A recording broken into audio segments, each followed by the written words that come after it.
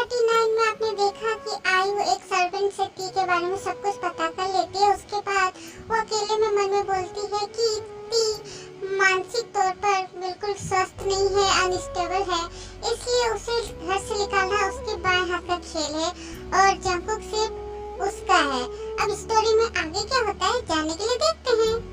रोज अपने फ्रेंड के घर आई है उसे मिलने के लिए। बातचीत करते हुए टाइम का पता नहीं चलता है। रात के 10 बज गए हैं। रोज अपने घर की ओर जाने के लिए कार में बैठ जाती है। उसकी कार एक सिग्नल पर रुकी हुई है। रोज बाहर की ओर देख रही है। अचानक रोज वहाँ पर जेहोप को देखती है कि जेहोप एक टैक्सी में बैठ के कहीं जा रहा है, तो वो देख के बहुत खुश हो जाती है। फिर पल भर में सोचने लगती है कि इतनी रात को जेहोप टैक्सी में कहाँ जा रहा है। वो तो हमेशा जंकुक की कार में यहाँ वहाँ जाना आना करता है, तो फिर आज टैक्सी में कहाँ जा रहा है। ये सब सोच ही रही थी कि तभी ग्रीन सिग्नल दिखाता है, तो वो जेहोप की टैक्सी आगे बढ़ जाती है। तभी रोज भी अपने ड्राइवर से बोलती है कि उस गाड़ी का पीछा करे। कुछ दूर जाने के बाद जेहोप की टैक्सी एक गली में घुसती है। जेहोप के पीछे पीछे रोज की कार भी उस गली में घुसती है। जेहोप की टैक्सी थोड़ी दूर जाने के बाद एक जगह रुक जाती है, तो थोड़ी दूर पर ही रोज अपनी कार को रुकने बोलती है। जेहोप टैक्सी से निकल के आगे की ओर जाने लगता है और रोज वहाँ पर खड़ी होकर चौंकते हुए देख रही है उस जगह को, क्योंकि वहाँ पर लिखा हुआ है रेड लाइट एरिया। जेहोप को उस बदनाम गली में जाता हुआ देख के रोज के हाथ पैर ठंडे हो गए हैं। उसकी बॉडी कांप रही है। वो मन में सोचती है कि जेहोप यहाँ क्या कर रहा है। इसका मतलब जेहोप और वो सोच नहीं पाती उसके आगे। उसके सर घूम रहा है, उसका हाथ पैर कांप रहा है, उसे वॉमिटिंग जैसा लग रहा है।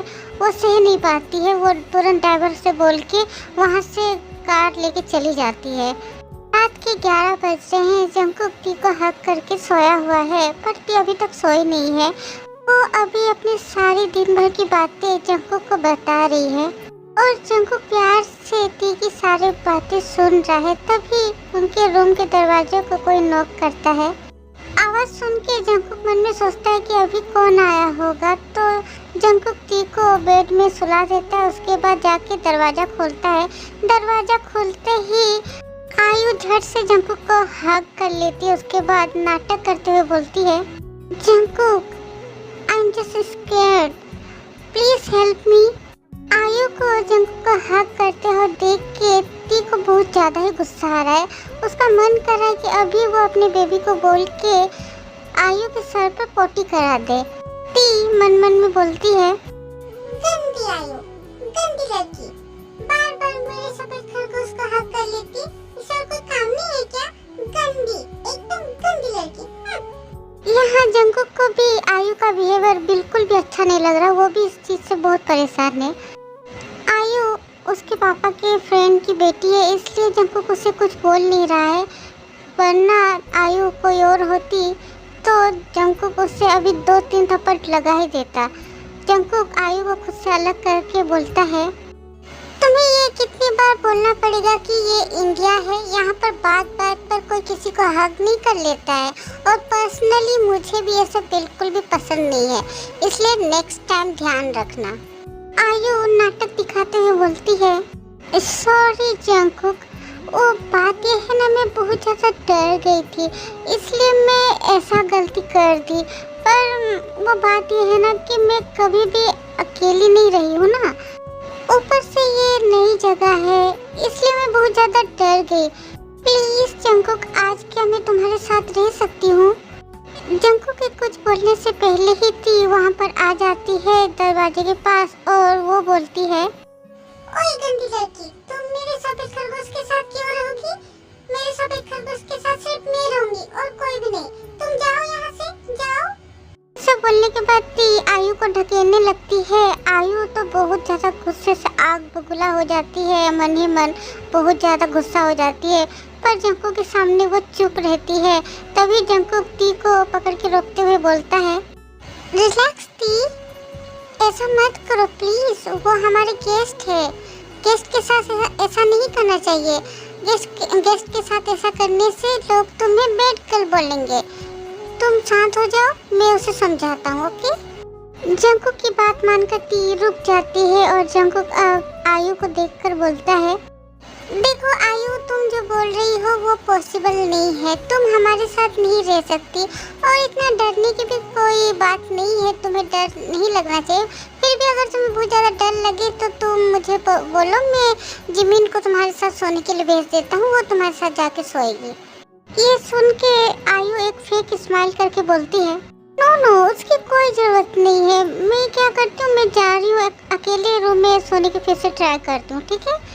ये सब बोल के आयु अपने रूम की ओर जा रही है और उसका प्लान जो फेल हो गया वो सब सोच के वो गुस्से से जल रही है और मनी मन सोच रही है कि जंकुक को उस पागल लड़की में ऐसा क्या दिख गया जो जंकुक उसके लिए इतना दीवाना हो रहा है। पर जो भी हो, जंकुक की लाइफ से तो वो उस पागल लड़की को हटा के ही रहेगी। रात 12 बज रहे हैं। जिहोक अपने घर आता है। वो बिल्कुल नशे में धुत है, उसकी आंखें लाल हो गई है। वो अंदर जब जाता है, दरवाज़ा खोल के देखता है कि रोज़ उसकी बेड पे बैठी हुई है।